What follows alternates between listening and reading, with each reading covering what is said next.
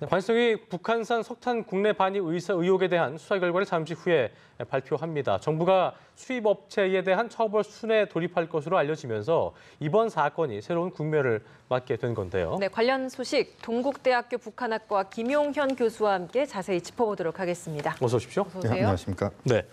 자, 잠시 후에 이제 2시입니다. 관세청이 북한산 석탄 국내 반입 의혹에 대한 결과를 발표할 것으로 보이는데 일단 이번 수사의 핵심을 좀 보자면 국내 반입된 석탄에 실제로 북한산이 포함돼 있었는지 또 북한산 석탄이 맞다면 업체들이 이걸 사전에 알았는지 여부일 텐데요. 오늘 정부의 발표 어떻게 좀 전망하고 계십니까? 아마 이 부분은 그 민간 기업들의 좀 일탈 행위이지 않겠느냐는 판단입니다. 예. 원래 그 러시아산 석탄보다 북한산 석탄이 20% 이상 쌉니다. 예. 그렇기 때문에 이제 그 과정에서 러시아의 브로커나 또는 러시아의 그런 석탄업자들이 자국의 석탄인 것으로 이제 북한산을 이제 위장했거나 또는 여러 그 기업들의 활동 과정에서 그런 상황들이 좀 발생하면서 정부가 나중에 그것을 이제 알게 되는 이런 상황이었을 가능성이 높다. 그래서 우리 한국 정부가 어떤 역할을 했거나 이런 측면은 전혀 없는 것 같고요. 아, 정부가 역할하는 것은 없을 것이다. 그렇습니다. 오히려 기본적으로 기업이나 또는 사업하는 사람들이 어떤 업체 일탈로 좀 보시는 건가요? 그렇습니다.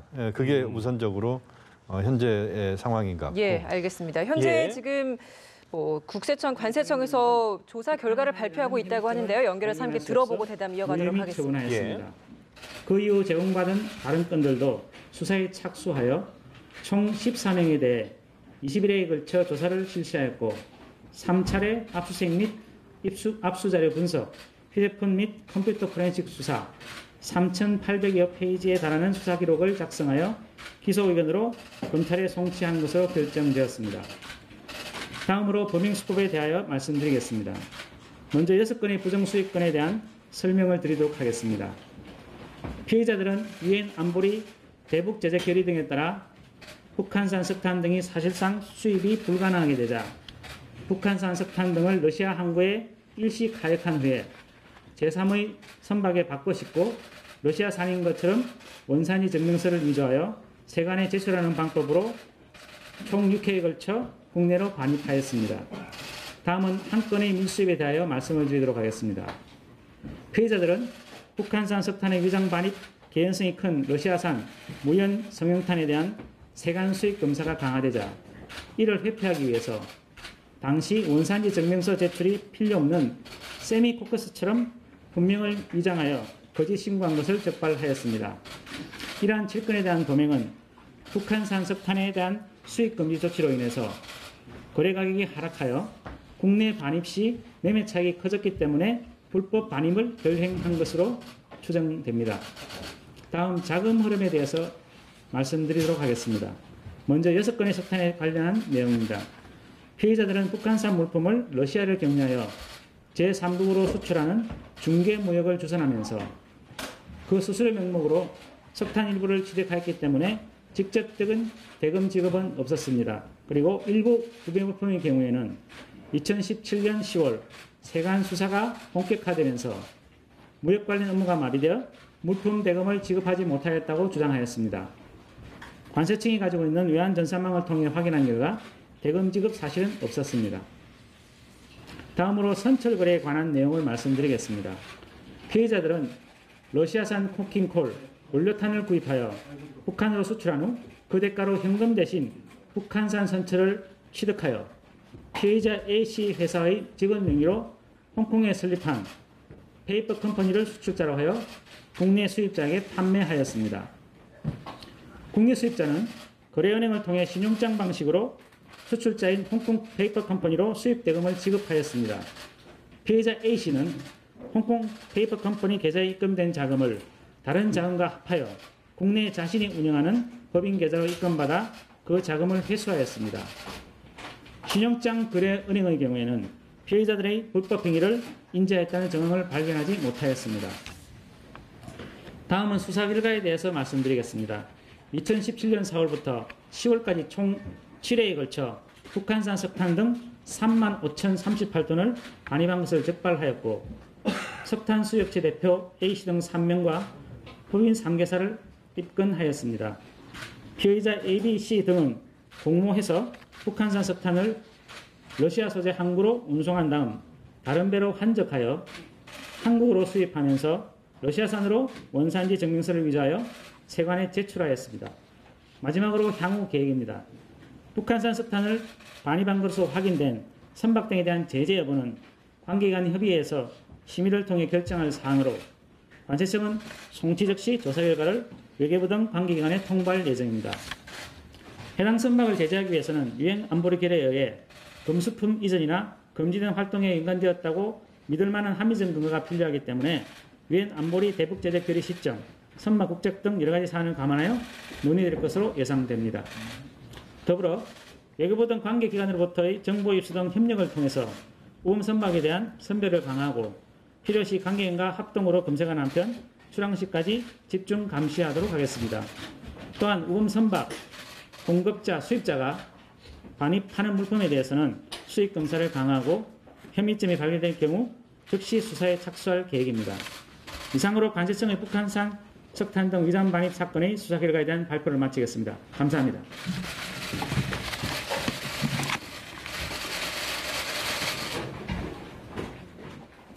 네, 관세청의 발표를 함께 들어보셨는데요. 북한산 석탄을 국내에 반입한 의혹에 대한 수사 결과를 발표한 모습이었습니다. 뭐 교수님께서 함께 들으셨는데 일단은 네. 수법이 일단 그 업체 간의 어떤 일탈로 보셨었는데 네. 원산지 증명서를 위조하는 방법으로 들여왔네요. 그렇습니다. 예. 지금 말씀하신 것처럼 이들 기업들이 이제 북한산 석탄의 수출이 금지된 상황에서 예.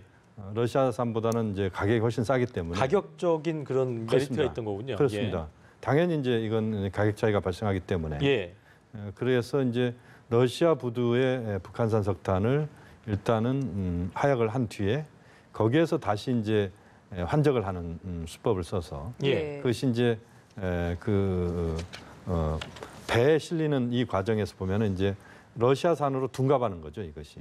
그리고 그 과정에서 또 원사지 증명서도 이제 러시아에서 발급받고 그것을 또 위조하는 이런 수법을 써서 국내에 들여오는 이런 과정이었다. 그러니까 실질적으로 사업하는 사람들 입장에서 봤을 때 자기들의 어떤 이익이 나는 것이라면 이익이 되는 것이라면 무엇이든지 하는 이런 좀 더 그 도덕적인 측면에서의 지금 유엔 제재가 지금 가해지고 있는 상황에서 그렇죠. 그 부분을 그 매우 일탈적 행위를 일단 유엔 안보리 제재 기준에서 보면 일탈적인 행동을 한 것이죠. 예. 그래서 그 결과가 지금 오늘의 상황까지 왔다 그렇죠. 이렇게 봐야 될 것 같습니다.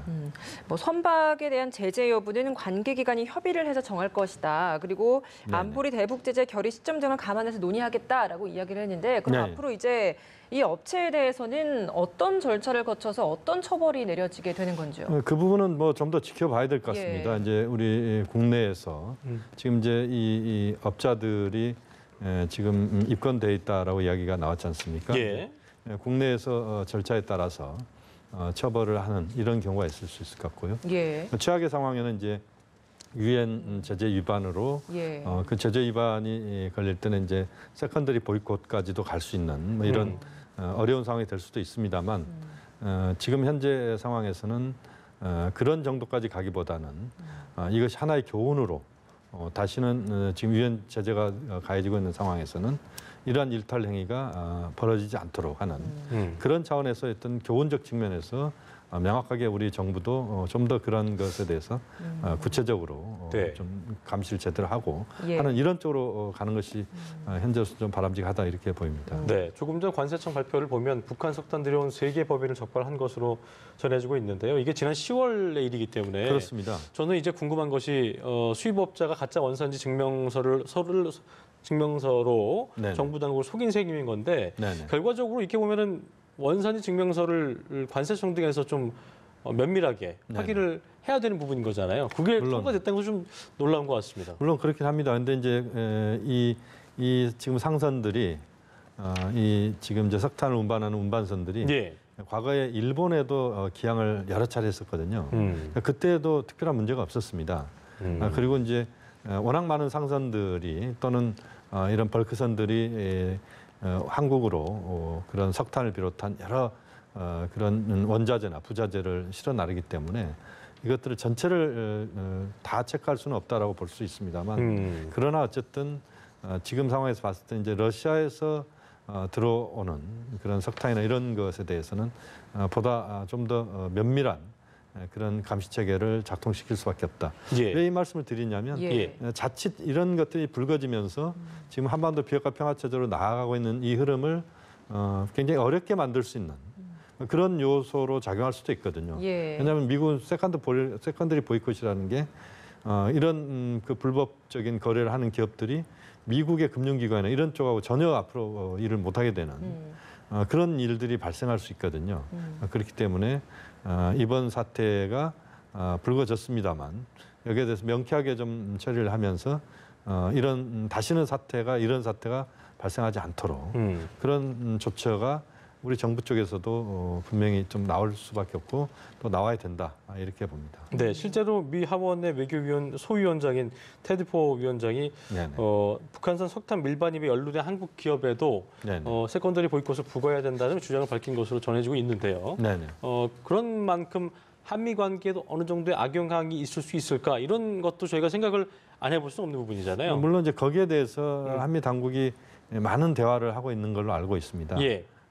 또 지금 이제 정영 안보실장도 그렇고 또 우리 그 대미 라인들이 여러 차원에서 이야기를 하고 있고 상호간에 이 문제에 대해서는 어느 정도 좀 공감대가 형성돼 있는 걸 알고 있습니다. 예. 다만 이제 이것이 이제 불거짐으로써 여러 가지 이제 또 여기에 대해서 북한은 또 나름대로 또 불만을 표시할 수도 있거든요.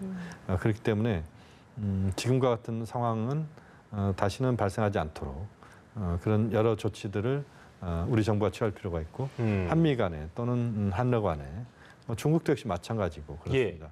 많은 그런 외교적인 차원에서 또 실질적인 차원에서 우리 세관 당국도 그렇고 정확하게 이런 부분들을 앞으로 그 처리를 해야 된다고 보고 또 이런 사태가 다시는 발생하지 않도록 하는 물론 그것이 그러겠죠. 매우 중요할 것 같습니다. 예. 대북 제재 공조를 함께하고 있는 미국이기 때문에 이번 네네. 사태가 났을 때 뭐 미국의 반응에 대해서도 궁금했었고 미국 측에서는 우리 정부의 발표를 기다리겠다라는 네네. 신중한 입장을 보였었거든요. 오늘 발표가 나왔는데 이걸 보고 네네. 좀 어떤 반응이 나올까요? 뭐 그 부분은 좀 더 지켜봐야 될 것 같습니다만 지금 상황에서 한미 간에 많은 지금 비핵화 평화 체제를 앞으로 논의하고 또 진행시키는 과정에서 예. 한미 간의 충분한 협조 체제가 또 중요한 것이고 또 지금 이런 그런 이 기업의 일탈 행위로 지금 판명이 났습니다만 예. 이런 사태가 또 반복되거나 이랬을 때는 굉장히 한미 간에도 곤혹스러운 상황이 발생할 수도 있다고 봅니다. 그래서 지금 한 66억 원 상당인데 이 정도에서 어떻게 보면 늦었지만 이 정도에서 그치길 다행이다라고 생각이 들고 예. 그렇게 본다면 앞으로 한미 당국이 재발 방지를 보다 중요하게 생각하고 그러면서 지금의 그 비핵화 평화체제 논의 지금 남간에도 고위급 회담을 지금 13일 날 개최하는 굉장히 걸로. 분위기가 좋게 이루어지고 있는 상황이어서 그렇습니다. 또 우려가 되는 것 같습니다. 그렇습니다. 이제 예. 그런 상황이고 또 폼페이오 국무장관의 방북 가능성도 저는 높다고 보거든요. 예. 이런 흐름 속에서 우리가 흔히 악마하는 디테일이 있다는 말을 많이 했는데 이런 조그만 사건들이 물론 보기에 따라서는 이게 적을 수도 있지만 또 하나의 어떤 기준과 그 원칙이라고 하는 입장에서 봤을 때 이건 분명히 문제가 되는 사안이거든요. 예. 그래서 이런 빌미가 될 수 있는 것들은 만들지 않아야 된다. 그 부분이 매우 중요한 것 같습니다. 남북미 간에 지금 굉장히 좋은 훈풍이 불고 있는 상황에서 네. 결과적으로 북한이 이렇게 석탄 밀수출이라는 것은 옳지 못한 행위이기 때문에 네. 유엔 또 제재에도 위반이 되고요. 그럼에도 네. 불구하고 북한이 지금 같은 상황을 인지 못하지는 않았을 거라는 얘기죠. 그럼에도 불구하고 사활을 걸면서 이렇게 밀수출을 하는 이유를 저희가 좀 짚어볼 필요가 있을 것 같습니다. 역시 북한 입장에서는 달러가 굉장히 중요하고 중요하기 필요합니다. 특히 지금 유엔 제재 국면은 북한으로서는 상당한 내픽과 부담을 요구하는 거거든요. 예. 예를 들면 북한의 지금 석유가 50%밖에 들어가지 않습니다. 다시 말씀드리면 한 가정당 석유를 1리터 썼다면 이제는 0.5리터를 써야 되는. 절반을 그렇습니다. 줄였군요. 절반 줄였습니다. 만약에 한국에서 지금 석유 수입이 절반을 줄였다 그러면 아마 난리가 날 겁니다. 그만큼 북한으로서는 어려운 상황이고 또 지금 북한이 수입원으로 가질 수 있는 석탄도 지금 수출이 지금 불가능하게 돼 있습니다. 묶여 있습니다. 그런데 북한에서는 석탄이 주요 수출품이었거든요. 그리고 지금 이제 중국과 북한의 국경이 1,550km입니다. 또 러시아도 국경을 접하고 있고 그렇게 본다면 북중 간에 또는 북러 간에 밀수나 밀무역을 통해서 지금의 어떤 상황들을 어쨌든 좀 더 돌파하려고 하는 뭐 그런 것들이 북한 주민들 사이에서도 있을 거라고 봅니다. 이런 것들이 지금 이번 사건 같은 경우는 보다 큰 규모로 발생을 한 건데요.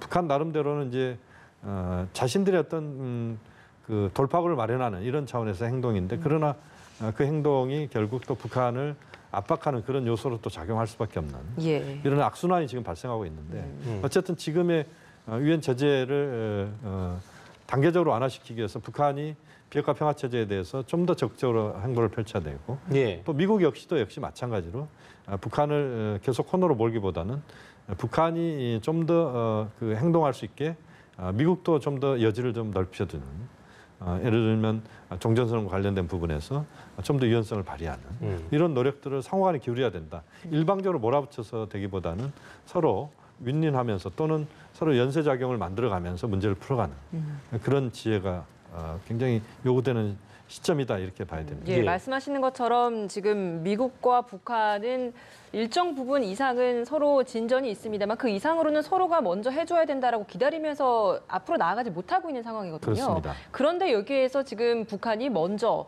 우리 남측에는 먼저 공동 3차 정상회담 하기 위해서 고위급 회담을 하자라는 이야기를 먼저 제안을 했거든요. 이건 저희가 어떤 의미라고 봐야 되는 겁니까? 지금 이제 말씀하신 것처럼 북한도 좀 더 지금 국면들을 타개해야 된다는 입장인 것 같습니다. 그동안 비핵화 평화 체제 논의 자체는 지금 상황은 큰 틀에서 보면 첫 단추를 어떻게 깨느냐 하는 부분이 있고 북미 간에 그것을 위해서 삿바싸움을 벌이는 과정입니다. 그러니까 미국은 북한이 먼저 종전선언을 북한이 요구한다면 북한은 좀 더 많은 행동을 해야 된다는 것이 미국의 입장이고 북한은 나름대로 행동을 했는데 미국이 안 움직이면서 종전선언을 주지 않고 있다라고 하는 그런 불만을 갖고 있는 겁니다. 그러니까 지금 국면에서는 서로 판을 누가 끌고 가느냐 여기에 대한 지금 삿바싸움이다 이렇게 볼 수 있을 것 같거든요. 이런 구조에서 종전선언 때문에 지금 막혀 있는데 현재 상황에서는 지금 남북 간의 이 고위급 회담도 남북 정상회담을 위한 것이고 결국 이 남북 정상회담은 또 북미 정상회담을 위한 부분이고 또 그 과정에서 최고 지도자들 사이에서 현재 좀 막혀 있는 부분들 또는 정체되고 있는 부분들, 지체되고 있는 것들을 좀 뚫고 추동력을 만드는 이게 굉장히 중요하다고 봅니다. 그런 차원에서 지금 많은 부분 노력들을 남북미가 최고 지도자들 간의 어떤 직접 대화 또는 직접 대화 거의 유사한 고위급 어떤 파견을 통해서 폼페이오 국무장관도 평양을 갈 가능성이 있다고 보는데 이런 과정들을 통해서 상황들을 좀 돌파하면서 문제를 풀어가자. 그런 쪽으로 방향을 잡고 있다. 이렇게 6.12 정상회담 이후에 좀 뭔가 좀 지지부진해지고 있는 상황에서 그렇습니다. 북한 입장에서 뭔가 좀 출구 전략이 필요했고 그렇게 해서 먼저 제안을 한 것으로 전해지고 좀 보여지는데 종전선언을 북한 일단 원하고 있는 것 같은데 종전선언을 행여한다 하더라도 지금 그러니까 그런 종전선언을 통해서 그 이후에 어떤 북한에 대한 대북 제재 조치를 좀 해제할 수 있는 그런 모멘텀을 좀 마련하려고 하는 것 같은데 그게 또 종전선언이 이루어진다 해서 그게 바로 이루어질 수 있는 건 또 아니지 않습니까? 미국 내 분위기도 좀 봐야겠고요. 지금 이제 보면 미국 내 분위기는 말씀하신 것처럼 종전선언을 왜 지금 북한에 주느냐. 그 선물은 북한의 추가적 행동을 기다렸다가 그다음에 줘야 되는 것 아니냐 이런 이야기거든요. 북한의 추가적 행동은 예를 들면 국제원자력기구 사찰단이 북한 핵시설을 방문해서 북한이 핵시설 가동을 중단하는 이런 조치들을 확인한달지 뭐 이런 작업들을 북한이 먼저 해야 된다는 것인데 북한은 그렇게 생각하지 않고 있습니다. 그래서 지금 보면 먼저 받겠다. 그렇습니다. 그래서 이제 서로 핑퐁 게임을 하고 있다 이렇게 봐야 되는데 보다 중요한 것은 종전선언이 최종 목표는 아닙니다. 종전선언은 한반도에 더 이상 전쟁 없다는 것이고 이것은 법적인 제도적인 측면에서의 그 구속력을 갖고 있는 것도 그렇죠. 아니거든요. 예. 그래서 일단은 종전선언을 함과 동시에 또는 종전선언 바로 직후에 북한의 추가적인 비핵화 조치, 예를 들면 말씀드린 것처럼 북한의 IAEA 국제원자력기구 사찰단을 받아들여서 북한의 핵시설 가동을 중단하는 거랄지 핵물질을 중단하는 생산 중단하는 것들을 국제원자력기구 사찰단이 와서 보게 한달지 이런 조치 이런 것을 동시에 또는 약간의 시차를 두고 이렇게 진행시켜 나가는 그런 쪽으로 방향을 좀 잡아야 된다. 그렇지 알겠습니다. 않으면 계속 종전선언에서 막혀서 것이다. 더 이상 나가지 못하는 알겠습니다. 이런 상황이 발생할 수 있다고 봅니다. 고위급 회담 13일에 있을 예정인데 이 자리에서 3차 정상회담 일정이 나올 것이다라는 이야기가 나오고 있습니다. 그렇습니다. 언제 정도로 좀 예상을 하십니까? 그 문제는 원래는 가을에 남북 정상회담을 하자. 이건 4.27 선언의 핵심 내용 중에 하나입니다. 그래서 가을 정상회담이 도대체 언제냐라고 하는 건데 절기상으로 보면 9월, 10월, 11월 중에 하나일 텐데요. 그렇습니다. 이제 그렇게 이야기를 우리가 할 수가 있는데 다만 이제 두 가지 측면을 봐야 될 것 같습니다. 하나는 9월달 셋째 주 화요일에 위원총회가 개최가 되는데 이때 김정은 위원장이 뉴욕에 가는 것이 또는 뉴욕으로 김정은 위원장을 오게 하는 것이 매우 중요하다고 봅니다. 거기에서 김정은 위원장의 연설과 종전선언을 트럼프 대통령과 문재인 대통령과 또 시진핑 주석과 함께하는 이게 굉장히 중요하다고 보는데 그렇게 하기 위해서 그런 차원에서 회담을 한다면 실무형 정상회담이 8월 말 9월 초에 판문점 같은 장소에서 다시 열릴 수도 있다라고 봅니다. 지난번에 5.16 제2차 정상회담은 트럼프 대통령이 싱가포르 가지 않겠다라고 하는 선언을 하면서 그것을 막기 위해서 남북이 급하게 비공개적으로 만난 회담 아니겠습니까? 김정은, 문재인, 김정은 두 지도자가 만났거든요. 두 번째. 그런 것과 유사하게 지금 진전이 안 되고 있는 종전선언 관련된 부분에 돌파를 해야 되는 상황이기 때문에 그 상황에서 이제 정상회담을 하자라고 하는 그런 차원이라면 실무형 정상회담의 가능성 또 그것이 실제 될 수 있겠다고 보는데 또 하나의 측면은 이제 만약에 이 북미 정상회담이 9월 위원총회에서 개최 과정에서 정상회담이 이루어지지 않는다면 그것은 이제 그 이후에 10월 정도로 정상회담 할 수도 있다고 봅니다. 오늘 이제 원래 지난번 남북 정상회담을 했을 때 장소가 뭐 이번에 이제 정상회담을 했을 때 그쪽에서 이제 김정은 국무위원장이 가을에는 좀 평양에 한번 오십시오라고 이야기를 했었거든요. 그래서 이번에 이제 정상회담을 만약에 하게 된다면 그때는 평양에서 하지 않을까라는 추측을 했습니다만 오늘 또 청와대가 했던 이야기가 3차 회담 장소 평양이 아닐 수 있다라는 이야기를 했습니다. 이거 어떤 배경이라고 봐야 되는 그렇습니다. 겁니까? 지금 말씀드린 것처럼 그런 겁니다. 지금 만약에 평양에서 정상회담을 한다는 것은 의전과 아주 공식적인 행사가 중요하게 포션을 차지하는 정상회담이다 이렇게 보시면 됩니다. 그러니까 국빈급 그 정상회담이다 이렇게 봐야 되는데 그러려면 성과가 먼저 있어야 됩니다. 그 성과에 대해서 그 성과를 그야말로 어떤 그 세레머니를 하는 그 자리에 맞는 어떤 성과가 수반돼야 된다 말씀이신 거죠? 그런데 지금 국면에서는 그렇게까지 가기는 어렵고 또 시간적으로도 만약에 평양에서 정상회담을 한다면 최소한 한 3, 4주의 준비 기간이 필요하다고 보는데 지금 보다 중요한 것은 종전선언을 끌어내는 데 있어서 유엔 총회에 김정은 위원장을 나오게 하느냐라고 하는 여부라고 저는 봅니다. 또 올 11월 정도까지 미국의 지금 중간선거가 11월 달에 있는데 중간선거 전에 대체로 가닥이 잡혀야 되거든요. 그렇게 보면 좀 더 속도를 내야 된다고 9월 봅니다. 말에 유엔 총회 북한을 부르기 위해서 실무적인 정상회담일 것이기 때문에 평양 방문보다는 뭐 좀 더 뭐 통일 판문점이나 이런 부분에서 이제 그런 실무적인 정상회담이 이루어질 것이다. 그것이 현실적으로 좀 가능하지 않겠느냐. 그리고 이번에는 만남의 자체의 의미를 둔다기보다는 그에 수반하는 어떤 그 가시적인 성과를 좀 이끌어내야 되는 그런 부분도 있기 때문에 또 조심스럽다 그 말씀이신 거죠. 그러니까 종전선언을 이끌어내는 그런 또 북미 정상회담을 위한 실무형 정상회담으로 가는 것이 현실적이다라고 보는 겁니다. 알겠습니다. 지금까지 동국대학교 북한학과 김윤 교수와 함께 자세한 이야기 나눠봤습니다. 오늘 말씀 고맙습니다. 고맙습니다.